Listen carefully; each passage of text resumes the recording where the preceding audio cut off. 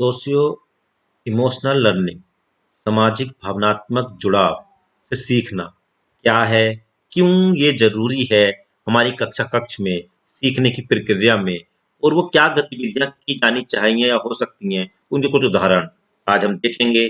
आज की वीडियो में बने रहिए आखिरी तक मेरे साथ। मैं हूं विकास। आइए शुरू करते हैं। बच्चों के साथ कार्य करने के दौरान ये बहुत आवश्यक है कि हम उन्हें समझें, उनकी शारीरिक आवश्यकताओं के साथ साथ उनके मानसिक, सामाजिक एवं भावनात्मक ज़रूरतों को भी जानने का प्रयास करें। ये तभी संभव है जब हम उनसे जुड़ पाएं। पिछले कुछ वर्षों में किए गए अनेक शोधों से भी ये पता चलता है कि अगर बच्चे भावनात्मक एवं सामाजिक रूप से सुरक्षित, सहज व तनाव मुक्त महसूस करते हैं तो ये सीखने की प्रक्रिया में मदद करता है। विज्ञान में किए गए विभिन्न शोध बताते हैं कि खुशहाल बच्चे स्वस्थ बच्चे होते हैं, अर्थात बच्चों की भावनाएं उनके सीखने को प्रभावित कर सकती है। अगर बच्चे किसी भी कारण से परेशानी में हों, सहज एवं सुरक्षित ना महसूस कर रहे हों और अपने आप को कक्षा का एक महत्वपूर्ण हिस्सा नहीं समझ रहे हों, तो उन्हें कक्षा में हो रही गतिविधियों में एवं कक्षा के अन्य बच्चों एवं शिक्षकों से जुड़ाव महसूस करने में कठिनाई होगी। इससे उनका सीखना बुरे तरीकों से प्रभावित होगा। पिछले एक साल से सभी बच्चों को दूसरे बच्चों के साथ अपने गली मोहल्ले में खेलने के मौके और घर के बाहर की दुनिया को देखने, दूसरों से बात करने के मौके बहुत कम या न के बराबर मिले हैं। 2020 में लगभग पूरे साल एक डर और अनिश्चितता का माहौल रहा है। ऐसे में बहुत से बच्चे भावनात्मक तौर पर जूझ रहे होंगे।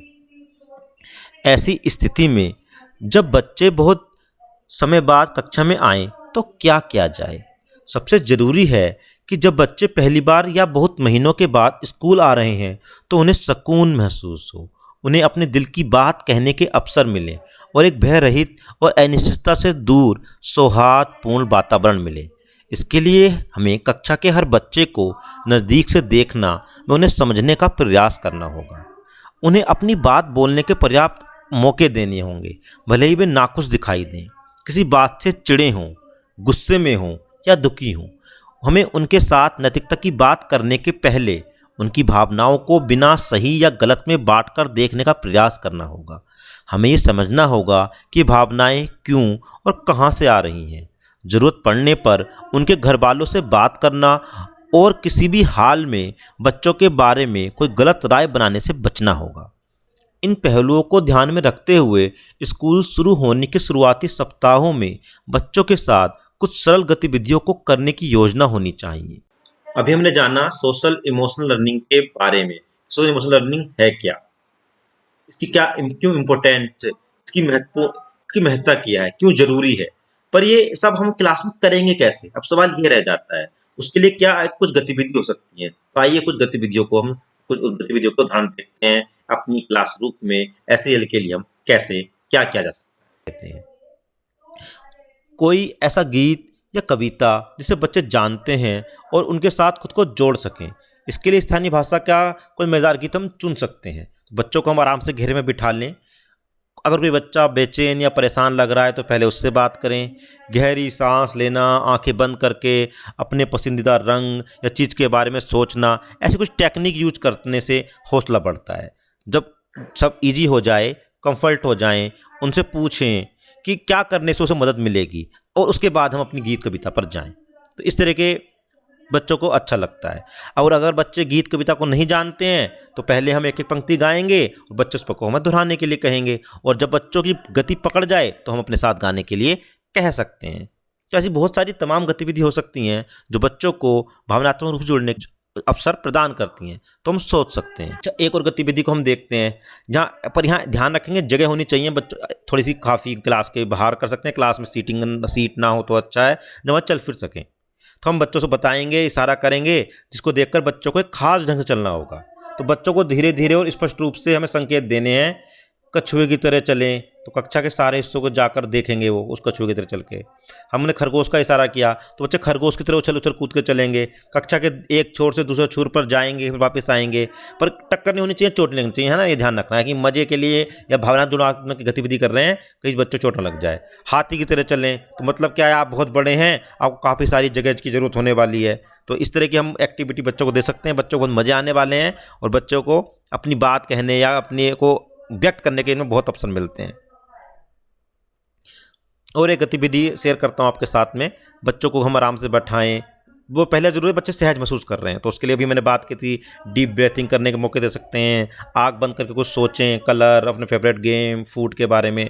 उसके बाद जब वो सहज हो जाएं तभी कोई गतिविधि शुरू करेंगे। तो एक कागज़ की गेंद या खिलौना जैसे बच्चे एक दूसरे को पास करके बढ़ा सकें, इस तरह दे देंगे। बच्चों को बताएंगे गेंद घुमाओ, गेंद जिसके पास भी पहुँचेगी तो उन्हें अब बताना है कि आज की क्लास में उन्हें क्या अच्छा लगा सबसे ज़्यादा। तो इसमें क्या होगा, एक म्यूजिक चलना है या कोई क्लैपिंग कर रहा हो, जिस तरह से भी हम सेट कर सकते हैं अपने क्लासरूम की व्यवस्था के अनुसार से, ऐसा बना देंगे। बच्चा पीछे मुड़ कर ताली बजा रहा है तो वो ताली रुकेगी जितना गेंद घूम रही है आपस में, और जब गेंद जिसके पास रुक रही है उसको बताना है। तो शुरुआत करने से पहले हम खुद बता सकते हैं, जैसे मुझे क्या अच्छा लगा, तो बच्चों को फ्लो पता चल जाएगा किस तरह अपनी बात को रखना है ना। तो ध्यान रहे जब हम अपना एग्जाम्पल लेंगे इसका नाम नहीं लेंगे, क्योंकि हम पूरी क्लास को बता रहे हैं। बच्चों को अपनी अपनी बात करने का बारी बारी से मौका देंगे, और इससे हम सहभागिता बढ़ाने के लिए एक सुरक्षित माहौल तैयार कर रहे हैं। तो इस तमाम गतिविधियां आपके दिमाग में भी होंगी या आ रही होंगी या आप लोग करते होंगे। तो क्लासरूम में जो हम सब्जेक्ट टीचिंग कर रहे होते हैं, गणित पढ़ाना है, भाषा पढ़ाना है, तभी भी हम तमाम गतिविधियां कर रहे होते हैं। क्योंकि जब से हम गतिविधि आधारित शिक्षण की मुहिम चली है, तो खूब गतिविधियां भाषा की, मौखिक भाषा विकास के लिए, कहानी सुनाना, अभिनय करना, गणित में भी संख्या ज्ञान के लिए कुछ बाल गीत करने होते हैं। पर यहाँ जब मैं SEL, सोशल इमोशनल लर्निंग की बात कर रहा हूँ, भावनात्मक जुड़ाव की बात कर रहा हूँ, तो ये उससे थोड़ा अलग है। इनका उद्देश्य भी अलग है, करने की प्रक्रिया भी अलग है, और ये गणित और भाषा के सीखने वाले के लिए एक बेस तैयार करेंगी, उनको भी बेहतर बनाएंगी, ये निश्चित है। तो ये अंतर को समझना बहुत जरूरी है। तो आइए पहले उस अंतर को समझते हैं कि सोशल इमोशनल लर्निंग की गतिविधियों में और सब्जेक्ट के लिए हम एक्टिविटी करते हैं, उसमें कुछ माइन्यूट जो अंतर बता रहा हूँ, क्या अंतर है, और ये एक्टिविटी कैसे पूरा कैनवास है, उस कैनवास पे जो पेंटिंग बनाते हैं, हम उसको कोई पेंटिंग बना सकते हैं, कुछ भी कर सकते हैं, उतना पेंटिंग बनाने में, तो वो कैनवास जितना बेहतर होगा उतना अच्छा हमारा आउटपुट होने वाला है, प्रोडक्ट होने वाला है। तो अगर इन पे हम बेहतर काम कर लेंगे तो हमारा जो सब्जेक्ट पढ़ाने हैं, गणित पढ़ाना है, भाषा पढ़ाना है, फाउंडेशनल हम न्यूमरेसी और लिटरेसी की बात करते हैं, तो बहुत हद तक वो आसान हो जाएगा।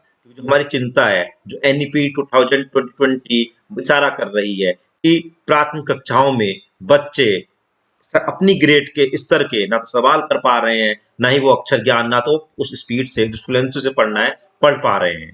तो ऐसा कब तक? उसको इंश्योर करने के लिए हमें कुछ स्ट्रेटजी में चेंज लेना पड़ेगा, सीखने सिखाने की प्रक्रियाओं में बदलाव लाना पड़ेगा। क्योंकि रिसर्च बताती है सीखने सिखाने की प्रक्रियाएं हमारे लर्निंग आउटकम अधिगम प्रतिफल से जुड़ी होती हैं। उस और हम चल रहे हैं कि हमें ये विश्वास है, ये है ना, कि अगर हम अपनी सीखने सिखाने प्रक्रिया को बेहतर बनाएंगे तो हमारे लर्निंग आउटकम को हम अचीव कर रहे होंगे।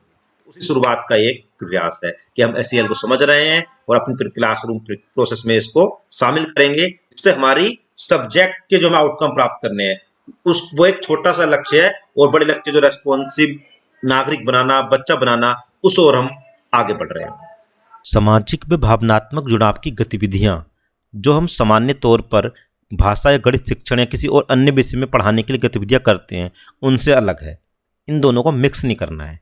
कैसे अलग है, आइए थोड़ी बात उस पर कर लेते हैं। गणित और भाषा में जैसे मौखिक भाषा विकास के लिए हम गतिविधियां कराते हैं भाषा पढ़ाते समय, गणित में संख्या ज्ञान कराते हुए भी हम बहुत सारी गतिविधियां कराते रहते हैं, क्योंकि आजकल एक्टिविटी बेस्ड लर्निंग में हम गतिविधियां करानी ही हैं। पर अगर ये जो हम गतिविधि की बात कर रहे हैं, इन गतिविधि का उद्देश्य होगा दूसरे के नज़रिए को समझना, एक दूसरे के सहयोग को बढ़ावा देना, एक दूसरे के साथ भावनात्मक रूप से जुड़ना। ये उनको रेस्पॉन्सिव स्टूडेंट तो बनाएगा, और एक भविष्य के जो जिस तरह के सिटीजन हम चाहते हैं देश में, उसकी एक तैयारी है। यानी सीखना बेहतर हो या सीखना सुनिश्चित हो, तो उसके लिए केवल कॉग्निटिव माहौल नहीं चाहिए, उससे हम सब कुछ अचीव नहीं कर पाते हैं, कुछ कमी रह जाती है। शोध रिसर्च ऐसा बताती हैं। अगर हमें सीखने को बेहतर बनाना है, सुनिश्चित करना है, और हम चाहते हैं कि बच्चे बेहतर सीखें, तो इसके लिए ज़रूरी है कि कॉग्निटिव डेवलपमेंट या कॉग्निटिव वातावरण के साथ साथ एक ऐसा माहौल बच्चों को दिया जाए जिसमें उनका सामाजिक व भावनात्मक जुड़ाव भी हो। तो इस तरह की गतिविधियाँ कैसे अलग हैं? ये गतिविधियाँ कक्षा के माहौल को बेहतर और सहज बनाने वाली होंगी। इनका आप उद्देश्य केवल भाषाई या गणितीय या विज्ञान के कौशल को बढ़ावा देना यहाँ मुख्य उद्देश्य वो नहीं है। यहाँ बातचीत के मौके एक दूसरे की बात को समझने के लिए और आपसी संबंध मददगार बनाने के लिए दिए जाने हैं। आपसे सहयोग और खुल के अपनी बात रखने के मौके, सहपाठियों के साथ मजा करना भी एक उद्देश्य इनका हो सकता है। गतिविधियों में एक तो हमें दिन की शुरुआत में हमें गतिविधि, अगर हम सोचें कब हम इसका आयोजन कर सकते हैं इस तरह की गतिविधियों का, तो दिन की जब शुरुआत करते हैं तो कुछ वार्म अप एक्टिविटी हमारी ऐसी हो सकती है जो कि माहौल बना रही हो, है ना। तो हमारी कविताएं, गीत, कहानियाँ, कोई खेल, तो इस तरह की गतिविधि हम चूज कर सकते हैं जो दिन की शुरुआत कर कर जो सामाजिक और भावनात्मक जुड़ाव को बढ़ाने वाली हो। उदाहरण के लिए, हम जब बच्चे क्लास में आते हैं तो जब वो गुड मॉर्निंग या अभिवादन करते हैं तो उन तरीकों में हम कुछ उसमें जोड़ दें कि आपको कुछ एक्टिविटी भी करनी है, तो हर बच्चा अपनी एक्टिविटी करेगा। और जब दूसरा बच्चा एक बच्चा कोई एक्टिविटी कर रहा है तो बाकी बच्चों को ये नियम है भाई कि बाकी बच्चों को देखना है, उसे सुनना जरूरी है। अगर दूसरा बच्चा जब आएगा तो अन्य बच्चे उस एक्टिविटी में अभिवादन भी करेंगे जो गुड मॉर्निंग विश करते हैं, कुछ नया उन्हें करके भी दिखाना है, बैठना है, अपना हाथ खड़ा करना है, स्माइल करना है, जंप करना है, जो उनके मन में आए। तो ऐसा हम कुछ भी जोड़ सकते हैं, इस तरह से ये हमारे इनोवेशन में होगा।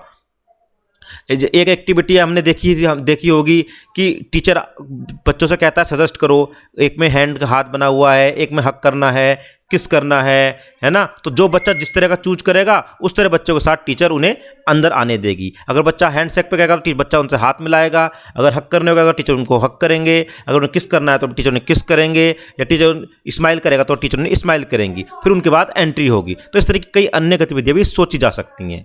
तो एक गतिविधि तो हम दिन की शुरुआत में रख सकते हैं, और दूसरी गतिविधि एक और हम आखिरी टाइम में दिन का जब खत्म कर रहे होंगे, जिसे हम अक्सर सर्कल टाइम, ये नाम बहुत फेमस है, इस नाम से जानते हैं। तो यहाँ भी हम बच्चों को मौके दें कि सब बैठ जाएं, पूरे दिन की काम पे बातचीत भी कर सकते हैं, आज का दिन कैसा गया, कैसा उन्हें लगा, एक दूसरे की फीलिंग के साथ कि किस क्लास में ज़्यादा अच्छा लगा, किस क्लास में कम अच्छा लगा। बच्चों को अपनी भावनाओं पर बातचीत करने के अवसर दे सकते हैं हम।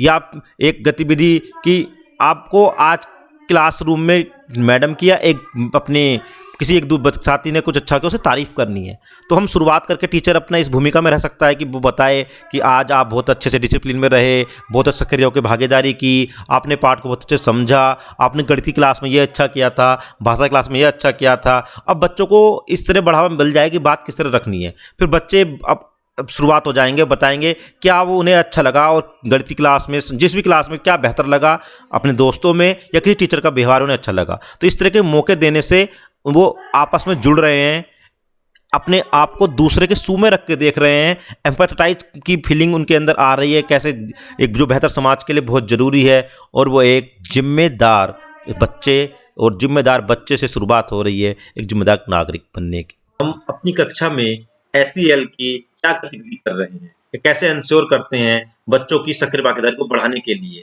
तो आप कमेंट बॉक्स में मेरे साथ साझा कीजिए कि आपका अपना यूट्यूब चैनल है और हम सब मिलकर प्राथमिक प्राइमरी एजुकेशन की जो गुणवत्ता बढ़ाने की मुहिम पर काम कर रहे हैं, उसको और तेज बढ़ाते हैं, क्योंकि हम और ज्यादा जब मिलकर काम करेंगे तो और अच्छे परिणाम आएंगे, है ना। तो मिलकर जब हम जुड़ते हैं, आपस में काम करते हैं, तो हम एक बेहतर दिशा में चल रहे होते हैं, ऐसा मेरा मानना है। तो अपना मानना आप मेरे साथ कमेंट बॉक्स में साझा कर दीजिए।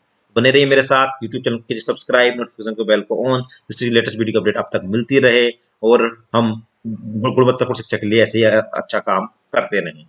जय हिंद, जय भारत।